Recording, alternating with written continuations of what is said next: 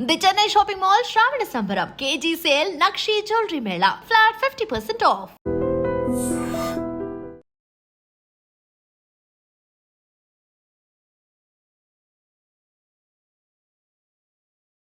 అందం, అభినయం కలగలిసిన కథానాయిక రాశి గారు కొంతకాలం విరామం తర్వాత 'ఉసిరే' అనే చిత్రం ద్వారా ఒక పవర్‌ఫుల్ క్యారెక్టర్ ద్వారా కనిపించబోతున్నారు. సో, ఈ 'ఉసిరే' చిత్రం గురించి, ఆమె కెరీర్ గురించి కొన్ని విశేషాలు మనం తెలుసుకుందాం. హాయ్ అండి. హలో అండి. ఎలా ఉన్నారు? I'm good. Thank you.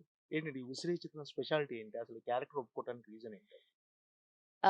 ఎందుకు ఒప్పుకున్నాను అంటే, నేను చేసిన అప్పుడు ఆల్మోస్ట్ తెలుగులోనే నేను 60+ మూవీస్ చేశా. అంటే హీరోయిన్‌గా ఆల్ ఓవర్ 120+ చేసుంటాను. బట్ ఎక్కడా కూడా ఈ షేడ్ మీరు చూసుండరనే అనుకుంటున్నా. చూసారా? చూడలేదు. చూడలేదు కదా! అందుకే ఒప్పుకున్నా. ఓకే. ఏంటి అంటే ఇంతకాలం గ్యాప్ ఎందుకిచ్చారు? అంటే నాకు వాంటెడ్‌గా కాదండి. నేనెప్పుడు మొన్న ప్రెస్ మీట్‌లో కూడా అదే చెప్పాను. నేను వాంటెడ్‌గా ఏ రోజు ప్రెస్ మీట్ పెట్టి గాని, మీడియాకి ముందు నేను చేయను అని ఏ రోజు చెప్పలేదు.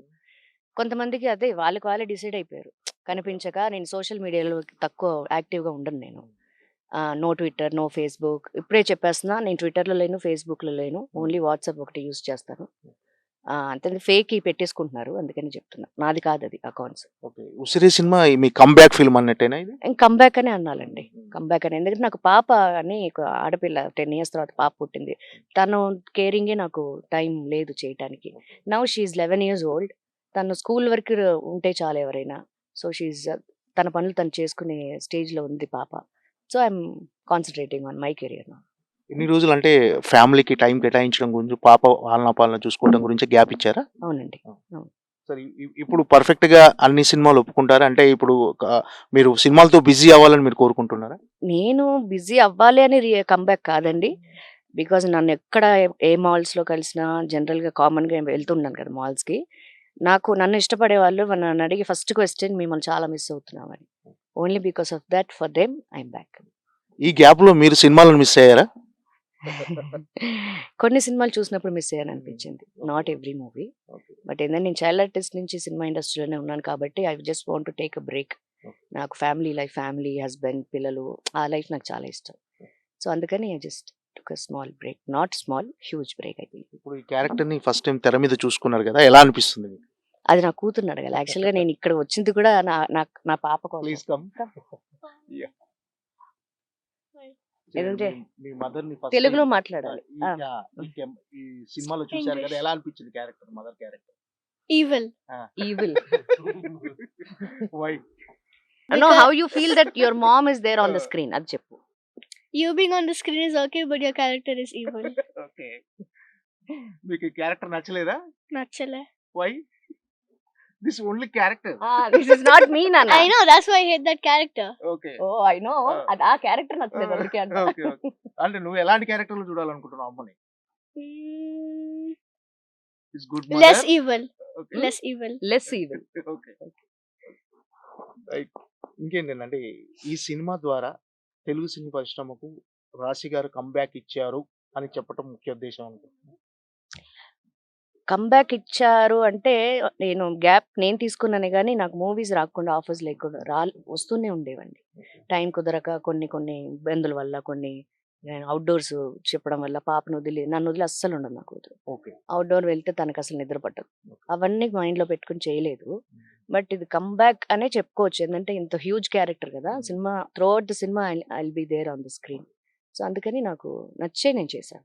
అంటే ఎలాంటి క్యారెక్టర్‌లు మీరు కోరుకుంటున్నారు? అంటే మదర్ క్యారెక్టర్, వదిన క్యారెక్టర్ ఇలాంటి ఇప్పుడు ఎనీ క్యారెక్టర్. ఇప్పుడు ఇవాళ రేపు నేను ఇంత గ్యాప్ తీసుకొని నేను హీరోయిన్‌గానే చేస్తానంటాం అది కరెక్ట్ కాదు. రాదు కూడా. సో, ఇప్పుడు ఈ సినిమా మీరు చూసారు. సో, ఒక ఇంపార్టెన్స్ ఉంది. కీ రోల్ నాది. సో, అలాగా అంత కీ రోల్ కాకపోయినా ఒక 2 డేస్, 3 డేస్ వర్క్ ఉన్నా కూడా నాకు ఆ క్యారెక్టర్ కొంచెం ఇంపార్టెన్స్ ఉండాలి. సినిమాతో పాటు, స్టోరీతో పాటు నేను క్యారీ అవ్వాలి. అంటే ఈ సినిమా ట్రైలర్ చూస్తే మీరు అటు హీరోయిన్‌ని చెంపదెబ్బ కొట్టటం, హీరోని చెంపదెబ్బ కొట్టడం. ఏంటి ఈ చెంపదెబ్బల వెనక రహస్యం ఏంటి అసలు? ఎందుకు? క్యారెక్టర్ కొట్టాలి మరి. అంత స్ట్రిక్ట్ మదర్ అంటే ఓకే. కూతురే ప్రాణంగా బతికే ఒక మదరు. ఆ అమ్మాయి కొంచెం నా కళ్ళకి అందగత్తే కదా నా కూతురు అనే ఫీలింగ్ ఉంటది. ప్రొటెక్ట్ చేయడానికి కొంచెం రఫ్‌గా ఉంటది క్యారెక్టర్. అంతే కదా! ఓకే. నెగెటివ్ షేడ్స్ ఉన్న క్యారెక్టరా ఇదేమన్నా? అది సినిమా చూసాక ఆడియన్స్ చెప్తారు. ఓకే. అంటే ప్రస్తుతం తెలుగు సినీ పరిశ్రమ చాలా అంటే పాన్ ఇండియా స్థాయికి ఎదిగింది. తెలుగు సినిమా అనంటే అందరూ సౌత్ ఇండియా నుంచి నార్త్ ఇండియా వరకు అందరూ ఒక ప్రత్యేక గుర్తింపు వచ్చింది. దీని పట్ల మీ స్పందన ఏంటి?